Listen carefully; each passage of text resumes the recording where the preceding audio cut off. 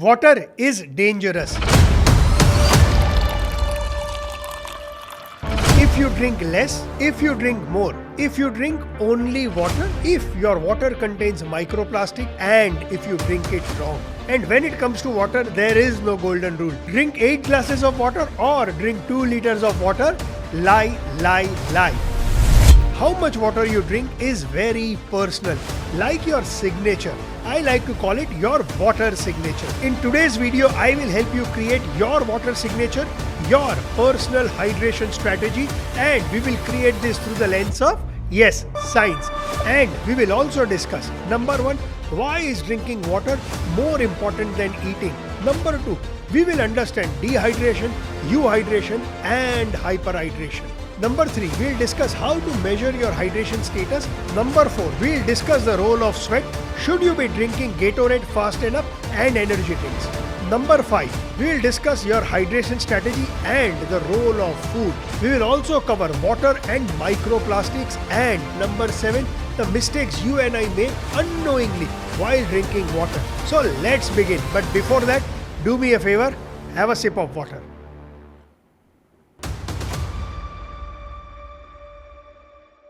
So let's begin, guys. 1, is drinking water really so critical? The short answer to that is yes. You can actually live without food for up to 365 days. Angus Barbery in UK actually survived for 382 days without any solid food. But how long can you survive without water? 3 days, guys. That's it. After that, you will succumb. You will die. Guys, I will also share a personal incident. I am a 40-timed half marathoner. In one of my practice run, something very interesting happened. I was at the 3-kilometer mark and I suddenly collapsed. After about 1 or 2 minutes, I got up. I had no recollection. I felt unconscious. When I reflected back at what actually had happened, I had just come back from the US. There was obviously a jet lag associated with it. Also, when you are in the flight, I was on flight for about 27 to 30 hours. The air inside the flight is dry, which causes dehydration. I did not know. When I came back, the next day was a very busy day inside the office. I was mostly in an air-conditioned environment. All this led to the fact that I was dehydrated. Also, normally I do pre-hydration before my run. That day, because of jet lag, I went off to sleep. So when I started my run, I was severely dehydrated, but I did not feel it. Normally, I take my water at 4-kilometer mark. That day, around the 3-kilometer mark, I suddenly collapsed. Guys, that is what dehydration does. I was lucky that there were runners around me that helped me. Sometimes when you are dehydrated and you collapse on the road, and what if a car or a truck is coming from behind? It could be game over for you. Lack of adequate water is therefore very critical. It may come and hit you in ways that you cannot even imagine. But why, you must be thinking, what is the role of water? You know, the earth is 70% water, and little surprising that our body is also 60% water. 2/3 of the water inside our body is within the 37 trillion cells, playing very critical role inside the cell, and 1/3 of this is outside the cells, also playing a very critical role. The water inside the cell, that 67%, acts as a universal solvent. It helps in the structural component within the cells. It also plays a very important role in cellular processes like transporting nutrients and waste within the cells, facilitating lot of chemical reaction inside the cell, and also helps maintain the shape of the cell and also its function, very critical to the survival of cell. 8% of the water inside your body is in your blood, and you know the importance of blood in delivering oxygen, nutrition. Your blood also carries soldiers that fight pathogens.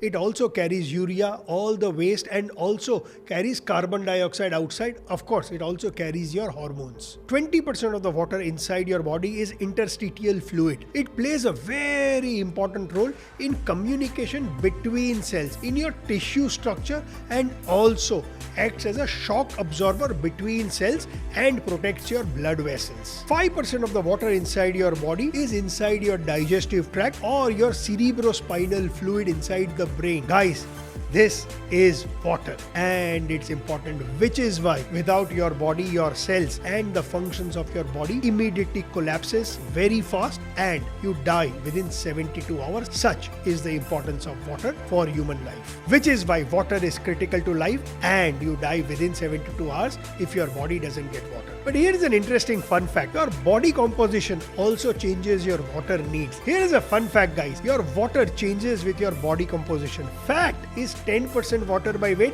and muscles 75%. Yes, guys. So if you have a very high percentage of fat that you are carrying, which is largely most of us, you are carrying less water. Versus someone who is very built up, who has adequate muscle, he is carrying more water and his metabolic health is even better. I now want to discuss tonicity when it comes to water, and it is important when we will discuss your hydration strategy. There are three types of tonicity. Isotonic, when the water inside the cell and outside the cell have the same concentration. Number two is hypotonicity, which means the water outside the cell is less concentrated. But what it does is, because the concentration is less, it will move inside the cell and result in cells swelling up. And number three is hypertonicity, when the concentration of water outside the cell is higher, in which case the water will move from inside the cell to outside. And these strategies are used different way by medical community. So if you have a swelling in your brain, what the doctor will do, it will put an IV which will result in water inside your cells moving out so that the swelling comes down. All this will be critical when we discuss your hydration strategy. Number two, now let's discuss how much water do you ideally need. Is it 2 liters, 4, 8, 10?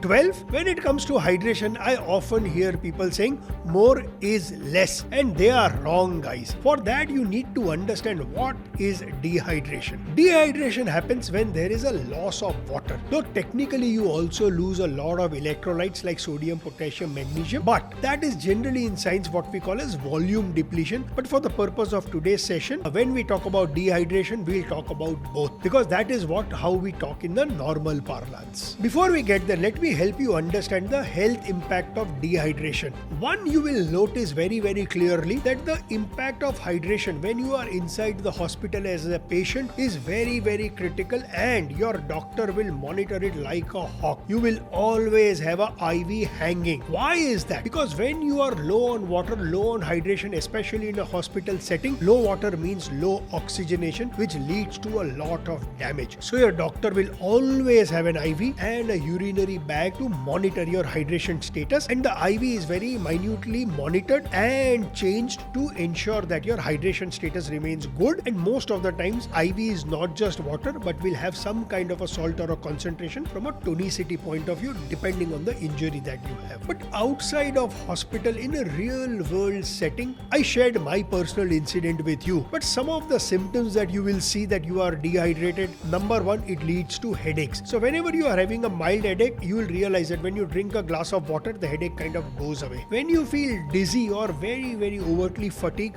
most of the time this is your body signaling, I need water. Ever had brain fog? Yes, that's also a symptom of dehydration. Have water, the brain fog goes away. I have also seen often in my office, people while they are working, suddenly they will have muscle cramps. Again, a great example that they are dehydrated. I have also seen people who are severely dehydrated, sometimes even sportsmen, they will have seizures and they will have fall like me as a runner.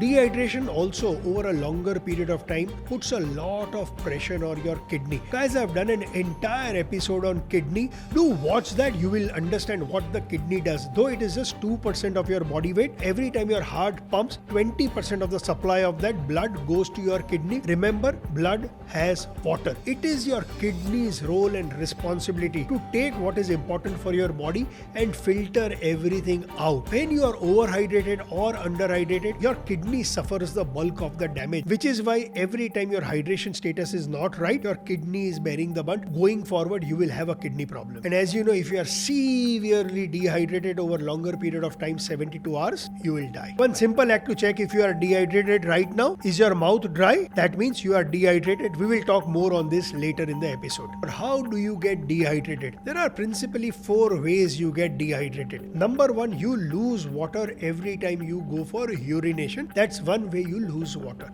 Number 2, in your sweat.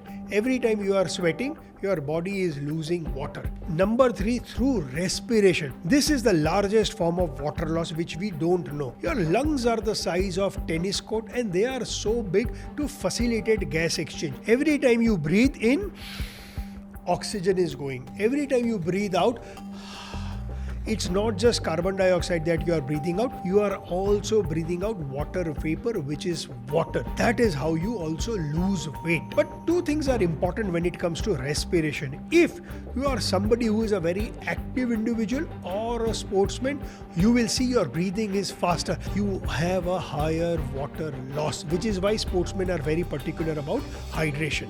And number 2, the role of temperature. You will often notice that when you are in a very, very hot or humid temperature, your breathing will go up. When you are in a cold temperature, breathing comes down. Both of these will come into play when we discuss your hydration strategy. So how much water do you really need? This is where we will break this myth. The moment you drink 8 glasses of water, you think you are safe, but you may be losing more water, you may not be safe. And hence, it is very important to understand what your water needs are. Two things determine your personal water requirements. Number 1, your activity level. Whether you are sedentary, mostly sitting, or whether you are very active. And number 2, the temperature and the humidity. The higher the temperature and humidity, the more water your body needs. Just look at this graph. If you are in a 15-degree environment, you will see if you are sedentary, you need roughly 2 liters of water. However, even in that condition, if you are somebody who is very active, you need 2 times more water, or 4 liters. You need 2 liters of water more. Now this is interesting because when you increase the temperature level, and let's see when you reach say 35 or 40 degrees, which is mostly the temperature in India during the summers. If you are somebody who is sedentary, you need anywhere between 3 to 4 liters of water. But look at the difference between somebody who is sedentary and somebody who is very active. The difference, which was 2 liters at 15 degrees, goes up to as high as 6 liters and 8 liters in extreme heat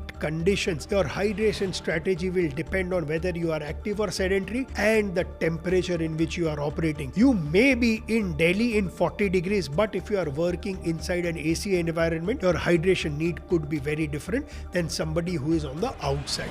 And which is why when my friends and my colleagues come and ask me how much water should I drink, I always tell this: water is personal. Think of it like your signature, your water signature. Your water needs and my water needs will never be the same. Be careful about that. Whether you are a sportsman or a corporate athlete or somebody who's just working, know this: dehydration will directly impact your performance. Remember, we said 60% of your body is water, 10% of weight in your fat is water, and 75% of weight in your muscles is water. When it comes to performance, your performance is a function of your cardiac output. Every time your heart beats, it is pumping blood. The amount of blood your heart pumps determines your function, not just for athletes, for common people like you and I as well. Very simple. The more blood your heart can pump with every beat, the better will be your performance. And this will show up in your heart rate. Because I track my heart rate through my Whoop, I know when I am dehydrated, my heart rate will go very, very high. Though there are no studies done on sedentary individual, but when it comes to sports, hydration status is measured very, very closely. And this is what they saw. When your body weight comes down by 2% because of loss of water, your performance gets impacted by 10 to 15%. In sports, this is win and loss. But in real life also, this is the same. You are not productive when you are dehydrated or when you are underhydrated. I remember a personal incident, guys. Hardik Pandya was my brand ambassador in my sports venture, and one day I had gone to meet him in middle of a T20 tournament inside his room, and his room was filled with bottles of water. And when I asked him, he told me exactly this. As an athlete, he monitors his hydration status most critical, because that 10 or 15% will be the difference between India winning the World Cup or India not winning the World Cup. That's how important is hydration, which is why when a Bumrah bowls is over, he goes to the boundary line, somebody is giving him a drink to rehydrate himself, because he wants to bowl the next over in his prime performative stance. How do you measure your hydration status? When you look at sports team, IPL team, football team, all of them, they use specialized equipment to measure. but you don't need that. But you can measure this very simply through either your urine or your thirst level. How do you assess? The first rule is on waking up. When you go to the washroom, look at the color of your urine. Your color of your urine is a great proxy for your previous day's hydration. It will tell you if the color of your urine is very dark yellow, it means your hydration yesterday was not the best. Number 2, if it was light yellow, you've done well previous day. Keep up the good work. Number 2, on waking up, do you feel very thirsty? Do you immediately go for a glass of water or a sip of water? That means you are dehydrated. However, on waking up, if you don't feel like having water, that means you hydrated well. One thing, be careful if you are taking a lot of supplements and medication, it does have an impact on your urine color. When we will discuss your hydration strategy, I will look at through the lens of 2 broad principles. Number 1, whether you are active or you are largely sedentary. And number 2, do you spend more time outdoors or you are mostly indoors inside an AC environment? Guys, I want to spend time talking about sweat. Sweat is very important when it comes to hydration. For every 1 liter of sweat you lose, guys, you lose between 500 mg and 2 gram of sodium and between 500 and 3 grams of chloride. You also lose between 100 and 500 mg of potassium, and you lose between 0 and 100 grams of magnesium and calcium. Guys, remember, all these micronutrients play a very critical role in lot of your bodily functions, in lot of your metabolic health, and hence when you lose sweat, your rehydration strategy plays a very different. And if you are somebody who's losing a lot of sweat, especially during either summer or you are active, your rehydration strategy will be very different than somebody who is not losing a lot of sweat. But how do you measure how much sweat you are losing? If you look at sportsmen, especially boxers or UFC fighters, they measure it by measuring their weight before fight, after fight. F1 racers, they will end up losing somewhere to the tune of 2 kgs of after every single race, and most of that weight loss happens because of water. But in a normal day-to-day parlance, you and I cannot measure the loss of sweat through the loss of weight because we can't keep measuring ourselves. One thing that you can look out for, if you are somebody who is outside and when your sweat dries up and you see a lot of whiteness on your apparel, that means you lost a lot of sweat. That whiteness on your shirt or your t-shirt or your garment is a decent indicator for the amount of sweat you have lost, and keep a good check of it because your rehydration strategy will depend on that. Some other ways to know you are losing a lot of sweat: if while walking you are having a mild headache, if you are feeling a little dizzy, if you are not feeling too good, these are all signs that not only are you losing water, but you are also losing a lot of electrolytes. In your sweat, when you lose electrolytes, and if these are not replenished, your bodily functions like your blood pressure, your nerve function, your muscle contraction, your fluid balance, all of this goes for a toss.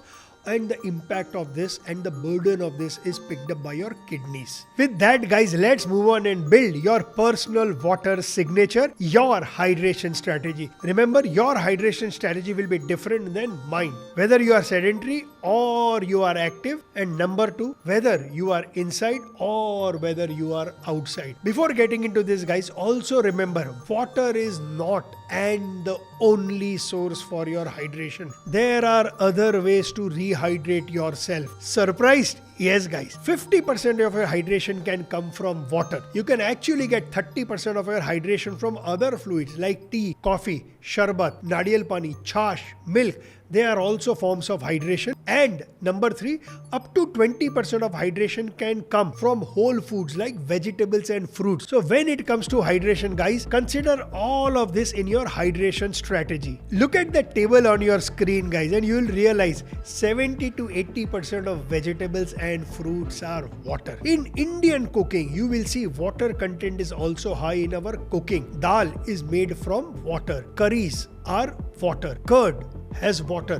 Chole, rajma, chana, beans, water and spice are 2 integral part of Indian cooking. The reason for that is hydration. Your mom, dadi, nani ensured that through those curries, through that dal, you got your hydration, and the spices, especially mirchi, played a role to create a sensation in your tongue so that after your food, you will drink water. This is something which is not found in Western countries, and hence, as an Indian, your hydration strategy cannot be determined defined by Western protocols. Your hydration strategy has to be Indian. Also compare this with processed food. Processed food or junk food only contain 3 to 5% water, because when they are processed, all the water is sucked out of it. So when they are processed, say for example your potato processed called potato chips, all the water is sucked out.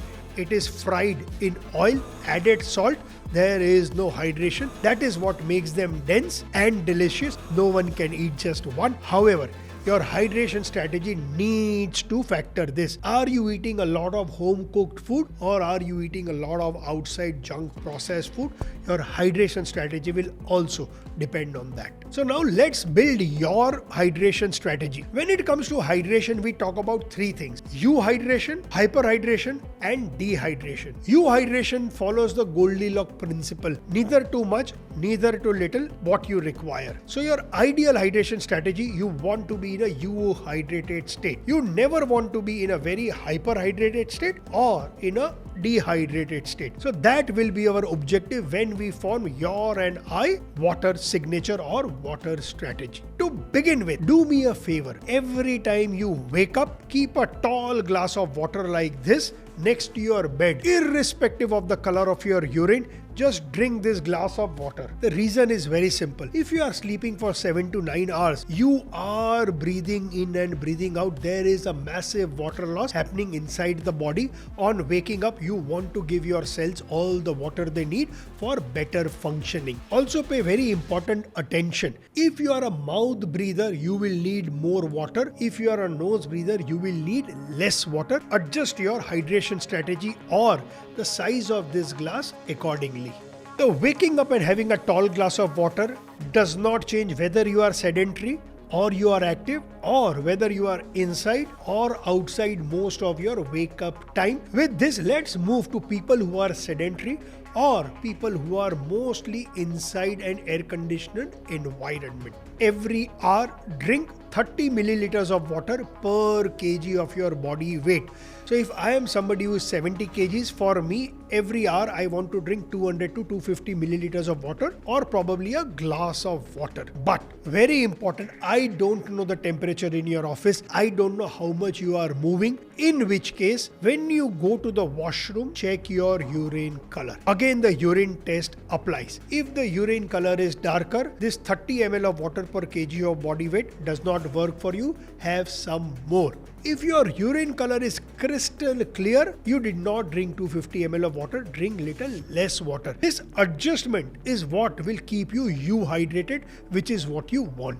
Besides this, what can you drink for your hydration? Not just water, guys. I sometimes live sipping on soda water or sparkling water. At times I will put some cucumber or some mint inside my water and drink. I also like to add little cold water. The temperature of water is very nice for me. It helps me with my hydration strategy. A lot of people will also eat fruits in between. Whatever is your hydration strategy, whether it is water, whether it is food, whether it is vegetable, anything, tea, coffee, check your urine color to tell you whether you are hydrated or you are not. Whatever be your hydration strategy, be it water, check your urine color. Your urine prints your hydration report card by the hour every hour. Or you can also check your thirst level. If you still feel very thirsty, means you need more hydration. But don't drink any sugary drink. No mango drink, no lassi, no tea with milk. And there is a reason. Every time you mix sugar into a liquid, you are making that liquid hypertonic. And this is important because when you drink this, if the concentration of this hydration is higher than that inside your cell, water will move out of your cell. You will get dehydrated. More importantly, these are just sugar. All that excess sugar will go and get converted into fat. You don't want to do that. If you are thirsty, drink water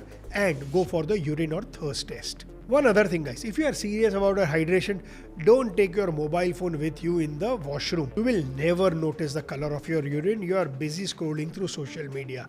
It will bring you back to your work, but most importantly, you will be able to see your urine properly. Moving to the hydration strategy or the water signature of people who are a lot out, who sweat a lot in the sun, delivery boys, medical representatives, generally people who are on the road, or people who are very, very active, including athletes. Remember, Just water is not enough for you. You are sweating. You are losing electrolytes like salt, potassium, magnesium, chloride, and calcium. Your hydration strategy will be water plus plus. You will have to replenish it with electrolytes. One simple, very inexpensive hack is when you fill your bottle of water, just add a pinch of salt to it. You will get your sodium and chloride levels back. You will not get potassium, you will not get magnesium, but you will still get sodium and chloride, which are very important from your kidney perspective and from your metabolism perspective. It is fine, which is why you will also see people who are on a keto diet will be advised to add little salt to their water, otherwise they will get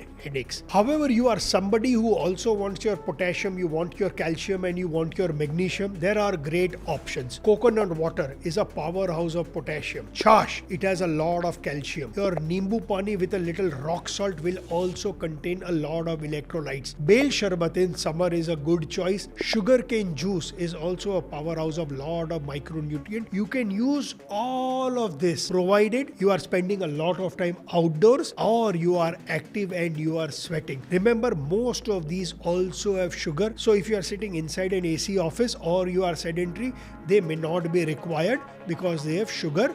It will elicit a insulin response which you don't want. However, even for people who are very active or who are outside, avoid colas, those carbonated drinks. Avoid mango juices that come in bottle. Nowadays they even package milk in those small packets. The fruit juice packets, those chocolate milk packets, avoid them. If you go through the list of ingredients, you will see it's just sugar, sugar, sugar. Again, the hypertonicity will come into play. You are having it for hydration, but it is resulting in dehydration. Now coming to a very important question I am often asked, sometimes by my running friends and sometimes by friends in general. In summers, if you are outside, should you drink something like a Gatorade or an energy drink or a Powerade? The answer is no, you should not. Why? Even though they contain micronutrients, they also contain a lot of sugar. If you like the taste and flavor of any of these drinks, go for electrolyte based drink like an ORS. You can go for an Electral. You can also go for a Gatorade or a Powerade which is zero sugar. Zero Enerzar is also a good drink to have. Ensure that you are not consuming lot of sugar in the guise of an energy drink or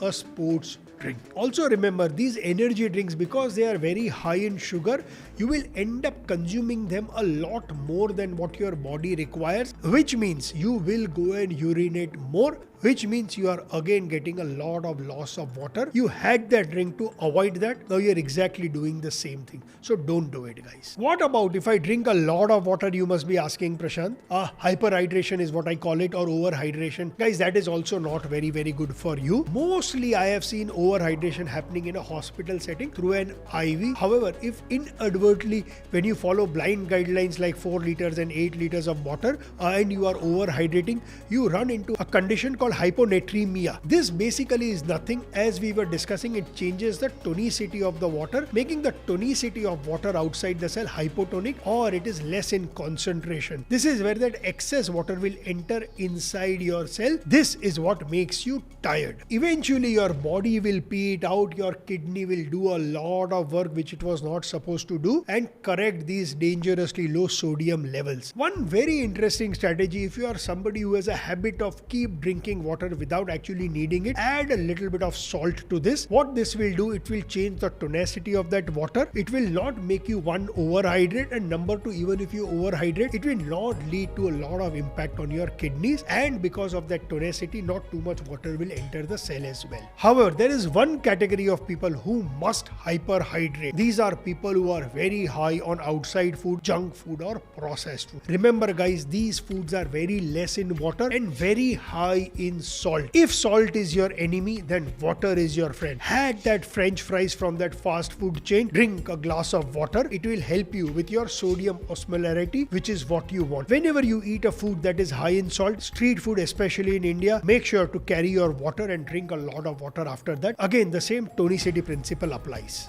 Number 6, guys, I want to discuss water and microplastic. Microplastic is a modern day mayhem. Though the research is still coming up in terms of its disastrous impact on human health, the early studies are suggesting there is a lot more plastic inside our body, and one of the sources of microplastic, guys, is water. For that, let's define what a microplastic is. Any particle which is less than 5 millimeter is a microplastic. When it comes to nanoplastics, these are particles that are smaller than 1 micrometer. 1 micrometer is 1,000th of a millimeter. Microplastics are also found in food, and they are also found in drinks through which they enter your body. In India, when we talk about water, unlike the West where there are desalination plants, in India most of our water is from groundwater sources like hand pumps, river, lakes, pond, reservoirs. Unfortunately, we are now throwing so much of plastic into each of these sources that when that water is reaching our homes, either through a municipality stores or directly, they are containing a lot of plastics or microplastic and nanoplastic. We are now drinking a lot of bottled water outside which come in plastic bottles. That is also a very big problem because of the transportation of this water in a country like India, which is very, very hot and humid. When they are being transported in under extreme heat climates, all this plastic slowly melts and enters the water which you end up drinking. So be very careful about water. One,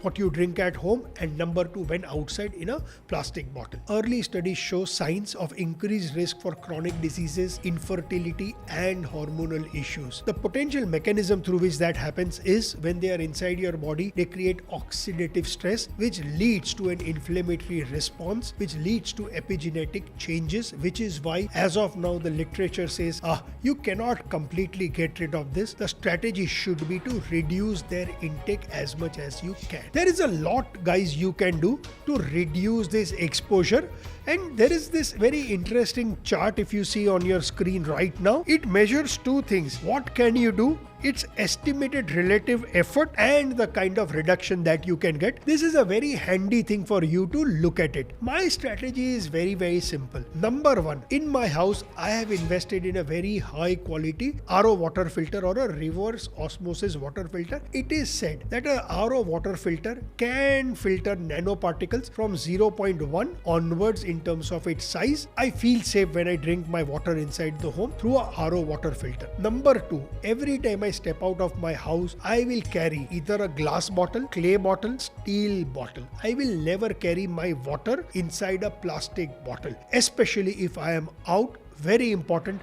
Please carry your water from home. When you drink water outside, also in somebody's home, you don't know the source of that water. Better when it comes to water not to take any chances. But what if you are outside and your water has got over? What do you do then? My principal thing is I will pay little extra, but I will buy mineral water which is in a glass bottle and not in plastic bottle, little expensive. Or I'll opt for a natural option like a nariyal pani, sugarcane juice or chash. One other change I have made of late, which I want all my youngster friends to see, is if you are drinking hot tea and coffee in a fancy cafe, don't drink it in a paper cup. Though the cup is made of paper, the inside lining is that of a plastic. Carry a container from home. You will also get some discounts. Number 7, mistakes you and I make unknowingly while drinking water. Our Indian ancient wisdom, which has been passed on to you and I through our nani and dadi, have taught us some very simple basic principles when it comes to drinking water. Why? Because their experience has told us, even though water is amrit, when you have it the wrong way, my dadi nani used to tell us, we can have gastric issues, migraines, headache, fatigue. So what are these mistakes? Number 1, my dadi always used to toko me when I would go and drink a tall glass of water after my khana, whether it is lunch or dinner. If you are eating a whole food meal, there is enough water in the vegetables, in the dal, especially in Indian cooking. When you drink too much of water immediately after the meal, there is a digestion process that has got kick-started every time you have eaten through the salivary enzymes and through the digestive enzymes. All you are doing is you are diluting that process. You are delaying the gastric emptying and the digestive process. You don't want that. This interferes with the breakdown and absorption of nutrients. Ideally, my dadi used to tell me, Deepu,